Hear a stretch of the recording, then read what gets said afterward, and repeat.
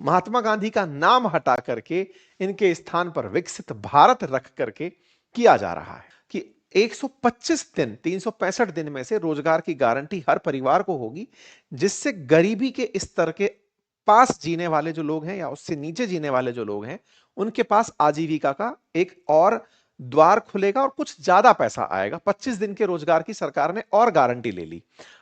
सामान्यतया केंद्र सरकार के द्वारा समय समय पर बहुत सी योजनाएं चलाई जाती रही। योजनाएं सरकारें बहुत लेकर आती हैं। बहुत लेकर आती हैं का मतलब है कि सरकार को काम एग्जीक्यूट करने के लिए योजना बनानी होती है, स्कीम बनानी होती है और स्कीम्स के थ्रू ही काम करने की प्लानिंग होती है। लेकिन होता क्या है, सरकार बदलते ही या तो स्कीम बंद हो जाती है, सरकार बदलते ही या फिर सरकार उन योजनाओं में बस केवल योजना योजना ले आती है, एग्जीक्यूशन पर इतना ज्यादा ध्यान नहीं दे पाती।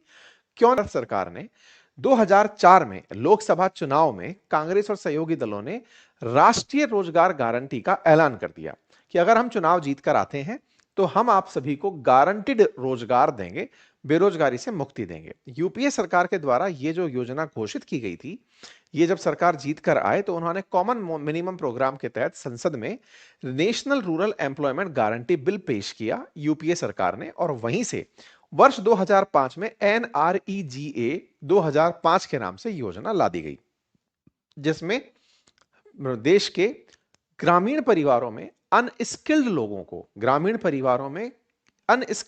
को ग्रामीण क्षेत्रों में ही 100 दिन के रोजगार की गारंटी दी गई थी। 2005 में लाई गई इस योजना को, जिसको कानून के माध्यम से लाया गया था, इसकी व्यापकता काफी ज्यादा होनी थी, क्योंकि ऑब्वियस सी बात है कि जब एक्ट ही बना दिया तो उसका एग्जीक्यूशन होगा ही होगा। 2005 की इस योजना को वर्ष 2009 में बदल करके महात्मा गांधी के नाम से जाना जाने लगा और इसका नाम बन गया Mahatma Gandhi national rural employment guarantee act, MGNREGA के नाम से यह योजना रिकॉग्नाइज हुई। 2005 की इस योजना को 2009 में जब रीनेम किया गया तो फिर इसके साथ साथ यह तय हुआ कि ग्रामीण क्षेत्रों में हर परिवार के सदस्य को कम से कम 100 दिन का रोजगार देना होगा। मजदूरी सीधे उसके बैंक खाते में या डाकघर का जो खाता है वहां दी जाएगी।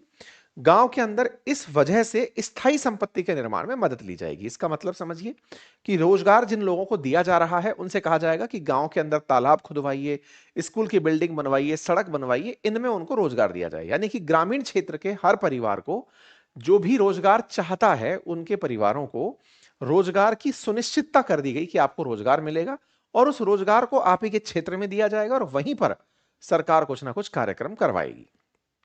इस योजना को लागू करने के लिए वर्ष 2006 में पहला एक छोटा सा मिशन शुरू किया गया। सबसे पहले पिछड़े जिलों में शुरू किया गया। 2007 में इसके अंदर 130 और जिले जोड़ दिए गए और तीसरे चरण जो 2008 में आया, पूरे देश में इस योजना को लागू कर दिया गया। अब एक फिर से खबर निकल कर आती है और वो ये कि सरकार ने अपनी तरफ से लोकसभा में एक बिल इंट्रोड्यूस करने का प्रस्ताव दिया है और यह बिल नंबर 197 है, जिसका नाम होगा विकसित भारत गारंटी फॉर रोजगार एंड आजीविका। यहां पर पहला जी गारंटी के लिए है, राम के लिए रोजगार एंड आजीविका मिशन, तो रोजगार एंड आजीविका मिशन की तरफ से RAM बनकर आता है। साथ में जो आखिरी जी है वो है ग्रामीण का। तो यहां पर पहला जी जो शब्द यूज किया गया है वो गारंटी के लिए, दूसरा जो राम शब्द यूज किया गया है वो रोजगार एंड आजीविका मिशन के लिए, और जी जो तीसरा यूज किया गया है वो ग्रामीण के लिए। इसे बिल 2025 नाम विकसित भारत जी राम जी बिल नाम दिया गया।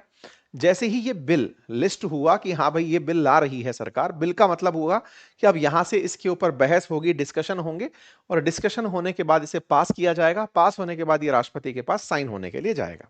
तो ये जो विकसित भारत गारंटी फॉर रोजगार एंड आजीविका मिशन है, इसमें अगर आप ध्यान से देखें तो MGNREGA के अंदर महात्मा गांधी ही नाम केवल हिंदी में था, बाकी सभी national rural employment guarantee programme यानी कि पूरा तरह से अंग्रेजी नाम था।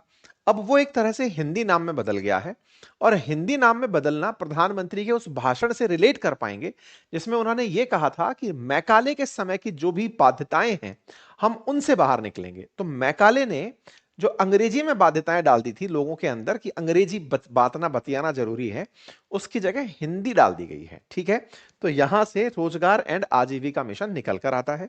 इसमें जो सबसे इंपॉर्टेंट चेंज किया गया है वो ये कि 100 दिन तक की जो गारंटी थी उसे बढ़ाकर 125 दिन करने की बात की है। पहले पूरा एमजीएनआरईजीए के अंदर खर्चा सरकार केंद्र उठाती थी, अब उसमें राज्यों को भी 10 से लेकर 40% तक पैसा देना होगा।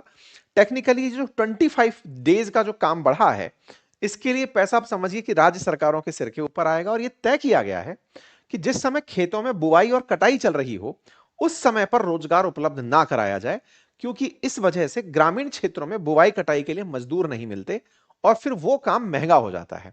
तो उन क्षेत्रों को विशेष रूप से रोक दिया गया है कि बुआई कटाई के समय 60 दिन तक रोजगार नहीं दिया जाएगा, जो 125 दिन का रोजगार है, ताकि कृषकों को सस्ते दरों पर जो अनस्किल्ड लेबर है वो प्राप्त हो सके। इस तरह से इसको प्लान किया गया है। इस काम को सामाजिक आर्थिक बदलावों को देखते हुए लाया जा रहा है और यह ध्यान रखते हुए कि 2047 में जब भारत विकसित भारत होने का लक्ष्य रखता है तो उसे अचीव किया जा सके। आपके दिमाग में एक बड़ा प्रश्न आएगा कि इसे विकसित भारत को क्या अचीव होगा, विकसित भारत में ग्रामीण रोजगार का क्या योगदान होगा? तो ग्रामीण रोजगार का योगदान होगा, अगर सरकार आपको रोजगार नहीं दिला पाती है तो आपको बेरोजगारी भत्ता देगी। मतलब अब यह ऐसा होगा कि आपको काम तो मिलेगा ही, अगर आप काम नहीं कर पा रहे हैं, यानी कि काम नहीं दे पाई सरकार आपको, तो घर बैठे आपको पैसा देगी ताकि आम व्यक्ति की जो आय है उसमें वृद्धि हो सके। यही कारण है कि आर्थिक परिवर्तन इस योजना के थ्रू देखा भी गया। जहां 2011-12 में भारत के अंदर गरीबी का स्तर 25.7% था, वो 23-24 में घट करके 4.86% रह गया। अर्थात ग्रामीण क्षेत्रों में गरीबी का स्तर में बड़ी कमी आई है। चूंकि अब इंटरनेट की कनेक्टिविटी और डिजिटल रूप से संबद्ध चीजें हुई हैं, तो लोगों को रोजगार के अवसर कहीं आसपास क्षेत्रों में भी पता चलते हैं। इसलिए पुरानी सीमाओं को परिवर्तित करते हुए नए तरीके से इसको लाया गया है। सरकार का मानना है कि बहुत बार एमजीएनआरईजीए के पैसे का मिसयूज होता है, दोहन होता है, गलत तरीके से उपयोग होता है। ऐसे में उसे हटा करके सही तरीके से पैसा ट्रांसफर किया जाए, यह सुनिश्चित किया जाएगा राज्यों को उसमें इन्वॉल्व करके। जहां एमजीएनआरईजीए पहले 100 दिन का काम देता था, यहां पे 125 दिन का काम प्रस्तावित किया गया है। कई श्रेणियों में जो काम बटा हुआ था, अब उसे राज्य और केंद्र मिलकर के कुछ पर्टिकुलर सेक्टर्स में बुनियादी ढांचा, आजीविका, जलवायु और जल, इन्हीं पर फोकस करेंगे। पहले योजना का निर्माण असंगठित और स्थानीयकृत होता था, लेकिन अब इसे बिल्कुल प्रधानमंत्री गति शक्ति जैसी राष्ट्रीय योजनाओं से जोड़ दिया जाएगा। पहले मांग आधारित, जिससे आवंटन अप्रत्याशित होता था, जितना पैसा मांगोगे उतना केंद्र रिलीज करता था। अब पहले से ही फिक्स रहेगा कि हाँ भाई, ये आपको इतना पैसा दिया ही जाएगा राज्यों को और उसको उन्हें यूज करना होगा। इससे निश्चित ही 25% अधिक काम की संभावनाएं जगेंगी। केंद्र सरकार चूंकि 100% पहले पैसा देती थी, अब राज्य सरकारों को पैसा देना पड़ेगा 10% से लेकर 40% के बीच में अलग अलग राज्यों में। उससे उनके ऊपर अकाउंटेबिलिटी बढ़ेगी कि हम इतना पैसा खर्च कर रहे हैं, तो इसका प्रचार प्रसार करें और लोगों को इसमें इन्वॉल्व करें। यह केंद्र सरकार का मत है। जबकि राज्य सरकारें इस बात से खफा हैं कि आपने हमारे ऊपर और बजट डाल दिया, यानी कि हमारी जेब से और पैसा खर्च होगा।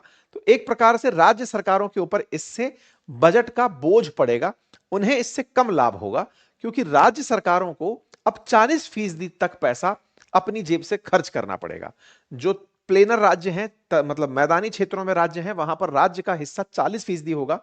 वहीं जो हिमालयन राज्य हैं, वहां पर राज्य का हिस्सा 10% होगा। और जो यूटीज हैं, उसके अंदर 100% केंद्र के द्वारा खर्च किया जाएगा। तो कुल मिलाकर के अब जैसे ही इस पर संसदीय अनुमोदन होगा, इसके बाद में कानून राज्यों को अपनी नई योजनाएं बनाने के लिए कहेगा और राज्य अपनी नई योजनाएं बनाकर जो पुराने जॉब कार्ड बने हुए हैं एमजीएनआरईजीए के, उन्हें रद्द कर दिया जाएगा और उसके बाद में फिर नए कार्ड आवंटित किए जाएंगे। नए तरीके से बायोमेट्रिक आधारित पंजीकरण होगा और उस पंजीकरण से एमजीएनआरईजीए के स्थान पर जी राम जी योजना के लिए लोगों को रजिस्टर कर दिया जाएगा। अब सवाल यह आता है, साहब ये कर दिया तो इसमें विरोध किस बात का? तो विरोध कांग्रेस की तरफ से इस बात का हुआ कि आपको महात्मा गांधी के नाम से क्या दिक्कत है? जब नाम चल ही रहा था महात्मा गांधी, तो इससे क्या दिक्कत है? तो देखिए, इसका जवाब प्रधानमंत्री पहले ही दे चुके मैकाले के नाम पर, कि मैं गांव के अंदर जो नाम जुड़ा हुआ है ना महात्मा गांधी, उसके बाद में NREGA, यानी कि जो नेशनल रूरल एम्प्लॉयमेंट गारंटी, ये जो अंग्रेजी शब्द है ये हटाना था। इसकी जगह पर ग्रामीण और आजीविका मिशन कर दिया गया है। तो एक तो ये वाला शब्द जो है अंग्रेजी से हिंदी कर दिया गया है। दूसरा, बोलने में शॉर्ट फॉर्म जी राम जी बुल रहा है, इससे दो पहलू एक साथ सिद्ध होते हैं। पहला, हिंदी के प्रति केंद्र का जो झुकाव है वो, और दूसरा, सरकार का जो कमिटमेंट है कि हम मतलब कमिटमेंट कहिए कि हिंदी के प्रति झुकाव है, वो तो पता चल ही रहा है। दूसरा, जिस प्रकार से प्रधानमंत्री कार्यालय को सेवा तीर्थ के नाम पर जाना जाएगा आने वाले समय में, उसे तीर्थ कहा जा रहा है। जैसे लोक कल्याण मार्ग नाम दिया जा रहा है जिस पर प्रधानमंत्री निवास करते हैं। राष्ट्रपति भवन से इंडिया गेट के बीच में कर्तव्य पथ नाम दे दिया गया है। तो ये बिल्कुल एक प्रकार से हिंदुइज्म के अंदर जो शब्द बहुत ज्यादा सम्मान के हैं, गौरव के हैं, कर्तव्य के बोध के हैं, उस तरह से इन नामों को दिया जा रहा है। राम भगवान का नाम लेकर के भी हिंदुओं को साधने का बीजेपी प्रयास कर रही है, ऐसा मतलब प्रतिक्रिया के रूप में निकलकर बाहर आ रहा है। प्रतिक्रिया इस बात की कि 60 दिन तक जब आप उन्हें फोर्सफुली रोजगार नहीं देंगे, अगर ग्रामीण व्यक्ति अपनी कटाई बुवाई के समय भी अगर किसानों को रोजगार देने के साथ मतलब कटाई बुवाई के समय भी मनरेगा के मजदूरों को काम पर लाता है, तो उसे तो ज्यादा पैसा देना पड़ेगा। ज्यादा पैसा देना पड़ेगा तो इससे तो आय बढ़ेगी ना। तो आप लोग आय के विरोधी क्यों हो? महात्मा गांधी के भी विरोधी हो और आय के भी विरोधी हो। हालांकि ये तर्क ज्यादा स्टैंड नहीं करता। केंद्र सरकार का सीधा सा मत है कि कटाई बुवाई के समय किसानों को भी ज्यादा दिक्कत ना हो, उन्हें भी कटाई बुवाई के लिए मजदूर मिले। 60 दिन के लिए जॉब ना दे करके हम ये तय कर रहे हैं ताकि रेट के अंदर श्रमिकों के कीमत के ऊपर किसानों को दिक्कत ना हो। खैर, इस बात पर विपक्ष के अपने तरफ से प्रतिक्रियाएं हैं। इस बात को सागरिका घोष जो टीएमसी से आती हैं, उन्होंने इस तरह से प्रेजेंट कर दिया कि महात्मा जो शब्द है वो दिया रविंद्रनाथ टैगोर जी ने था। रविंद्रनाथ टैगोर जी के दिए शब्द पर बीजेपी को दिक्कत है, ये बंगाल का अपमान है। तो महात्मा गांधी के आगे जो महात्मा लगा है वो रविंद्रनाथ टैगोर जी बंगाल से थे, इसलिए बंगालियों का अपमान है। ये कहते हुए साहब इन्होंने भी अपनी प्रतिक्रिया दे दी। कुल मिलाकर के प्रियंका गांधी जी का कहना था कि समझ ही नहीं आ रहा है कि नाम बदलने की राजनीति चली क्यों रही है, ये क्या हो रहा है, जो मुद्दे डिस्कस होने चाहिए वो डिस्कस ही नहीं हो पा रहे हैं। कुल मिलाकर सबकी प्रतिक्रिया है और किसी के पास भी कॉन्क्रीट रूप से कुछ कहने का फिलहाल तो नहीं लग रहा। हाँ, बस ये हो सकता है कि महात्मा गांधी का नाम हटके राम भगवान का नाम वहां आ रहा है, तो उससे अपोजिशन बस डायरेक्टली ये तो नहीं कह सकती कि राम जी का नाम क्यों ले आए, लेकिन ये तो कह सकती है कि महात्मा गांधी जी का नाम क्यों हटा दिया। बस वही चल रहा है। बाकी आप लोग इस तरह के परिवर्तन से कितने कन्विंस हैं जरूर बताइएगा। लेकिन हाँ, ये जरूर है कि 100 की जगह 125 दिन का रोजगार देके आप उन अनस्किल्ड लेबर्स को श्रम में और भागीदार करते हैं और उनकी आजीविका की वृद्धि में जरूर फायदा देते हैं। फिलहाल के लिए इतना ही। जानकारी पसंद आई हो तो साथियों से साझा करें, चैनल पर नए हैं तो सब्सक्राइब कर लें, साथ ही साथ अपने अन्य साथियों से भी इसे साझा करें। Thank you so much.